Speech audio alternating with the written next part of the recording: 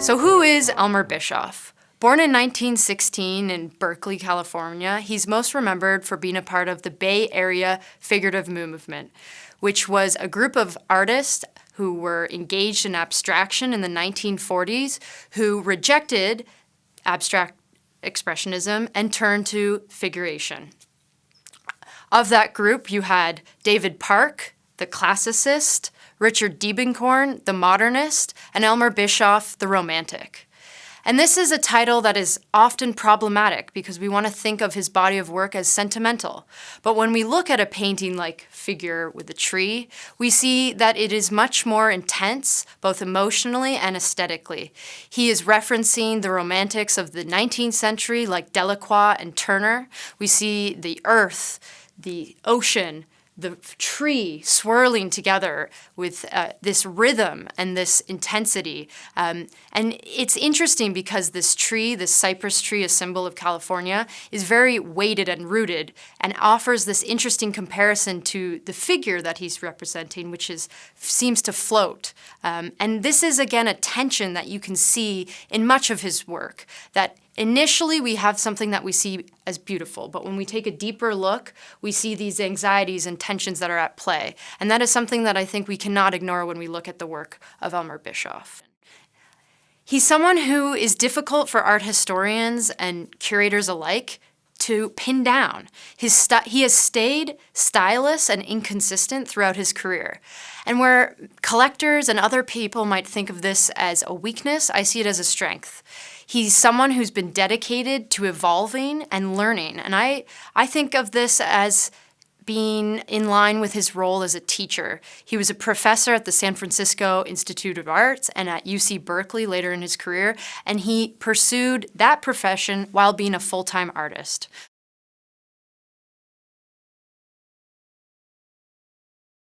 When we look to objects above and below the horizon, from 1947, we see that he's being influenced by surrealism, specifically the work of Chilean surrealist Roberto Matta. We see this in the biomorphic shapes and his use of abstraction, recalling the surrealist technique of automatism, whereby he approaches the canvas and looks to his self-conscious to define what will follow. One art historian has made note of the fact that the red swirling lines might make reference to the Golden Gate Bridge, which was only 10 years old at the time of this painting.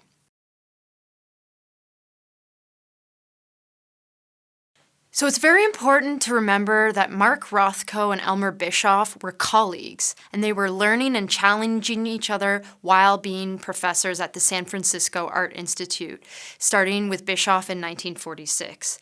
This period for both artists was experimental and reflected the new freedoms of post-war Bay Area.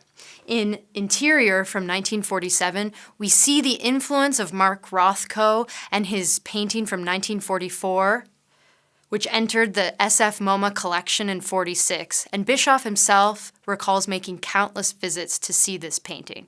And what I think is interesting about Rothko's work from '44 is how it doesn't reflect his mature color field paintings, but is again experimental. And I'm showing you this to illustrate the fact that these two artists were challenging and working together and exploring and expanding their own body of work.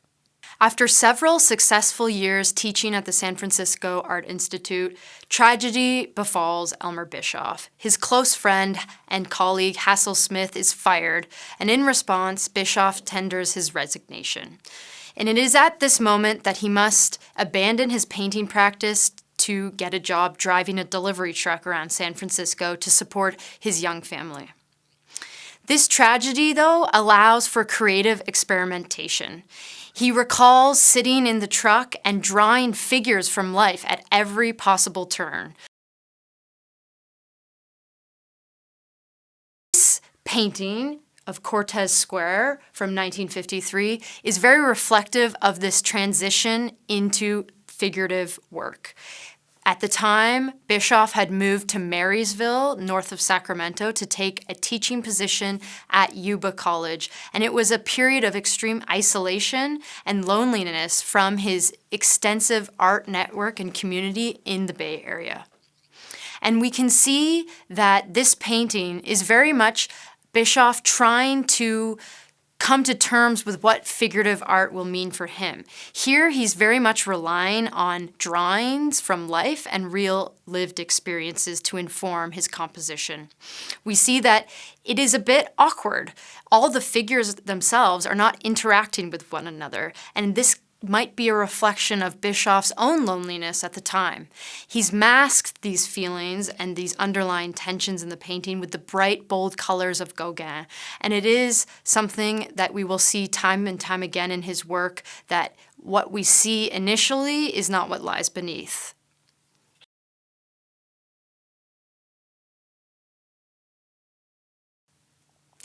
In Figure with Blue Curtains, we see a much more mature and certain Elmer Bischoff. This work reflects his mature figurative period. Gone are the reliance on drawings from life. Here we see that Elmer has filled his canvas with emotion, shown through the figure here. We get the sense of his reliance on images from Edvard Munch's career. That exhibition traveled to San Francisco in 1951 and left a great impression on the young Bischoff. The weight of the blue curtain behind this ghost-like figure reflect her alienation and sense of not belonging in the environment she finds herself in. And this is something that was very much plaguing Bischoff at the time. His wife, Pat, had sank into a depression during their time in Maryville, and he was exploring how figurative work could express this reality. And what's more important is that he had returned to the techniques that he had found during his abstract expressionist period and his reliance on surrealist automatism. So he would approach the blank canvas and he would look to his subconscious to define what would follow.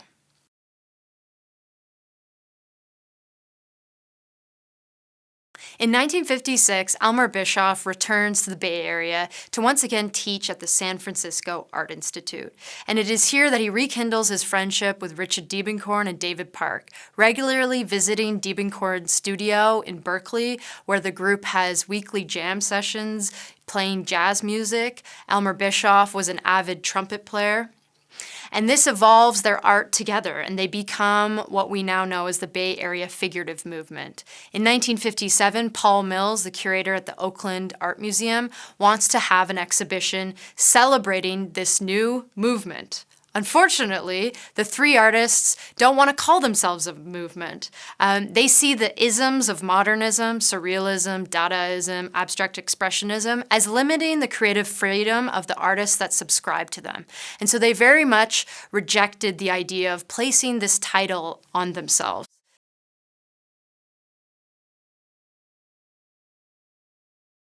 For example, in this painting, Figure Seated in a Backyard, we see Bischoff at his best. He's retained the technique from abstract expressionism of loose, automatic brushwork. He's created a rhythm between the greens and the yellows and the blues of the background and this coral that he's drawn in the foreground with the figure. And more than that, this is very reflective of his technique at the time of starting a composition with one idea and scraping and painting away till in the end the composition evolves into something quite different entirely. And with this, he's trying to suggest infinite possibilities. We're not meant to see any specificity here. This is not a specific woman at a specific time and place, but rather the creation of a mood and an emotion, which is very similar to his time as an abstract expressionist, where these artists were engaged with creating moods, and that's something that we can see in this figurative work.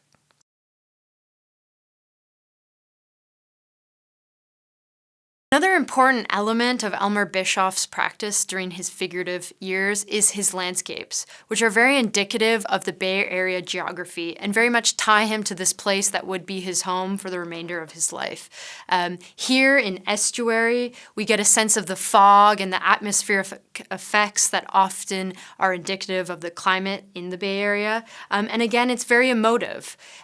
We see this loose handling of paint. We see the contrast with the dark horizon at the bottom, and we get a sense that he is very much experimenting as he's creating his canvas and recalling from memory, not drawing from life, to create these images. What impresses me with this work is his ability to recall from memory the landscapes that define the Bay Area, and also the artists from the past that he's ready and available to call on to influence the work, like Turner. And that is something that has categorized the entire career of Elmer Bischoff. He's someone who was able to reference artistic greats from the past and also evolve his own style again and again, starting with figurative works at his time from Berkeley into abstraction, back to figurative, and then in the last years of his life, back to abstraction. And this constant change and search and journey is something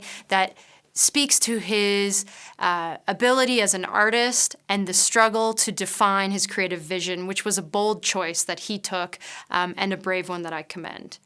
Thank you for taking the tour with me today of Elmer Bischoff's collection. We hope you'll visit us at Marin MoCA to see these impressive paintings in person. They cement his status as a Bay Area legend, and I hope you'll agree after seeing them. I want to thank Megan for illuminating Elmer Bischoff's life and his artwork so beautifully for us. And as I reflect on his life, at the end of his life in 1991, Marin MoCA was just getting started here in Marin County. Our mission has always been important to us, and that is to support contemporary artists and to make sure that we are always showing the art of living artists. At the same time, we're very aware of those artistic greats that have come before us and have influenced today's artist. So for that reason, it's always been our pleasure to present the Legends of the Bay Area series to the residents of our county and beyond. And we look forward to continuing to share our annual Bay Area Legend with you every spring. Do come to the Elmer Bischoff exhibition, and I hope that I will look forward to seeing you there.